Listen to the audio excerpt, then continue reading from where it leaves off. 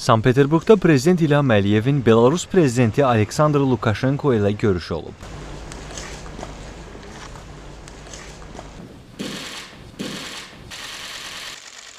Görüşdə Azərbaycan ilə Belarus arasında ikitərəfli dostluq münasibətlərinin müxtəlif sahələrdə uğurlu inkişafı bir daha məmnunluqla qeyd edildi. Əməkdaşlığımızın daha da genişləndirilməsi üçün yaxşı potensialın mövcud olduğu bildirildi. Yüksək səviyyəli görüşlərin və təmasların əlaqələrimizin möhkəmləndirilməsi işinə töhfə verdiyi vurğulandı. Dövlət başçıları əlaqələrimizin bundan sonra da möhkəmlənəcəyinə əminliklərini ifadə edərək, gələcək təmaslar və əməkdaşlığımızın perspektivləri barədə fikir mübadiləsi apardılar.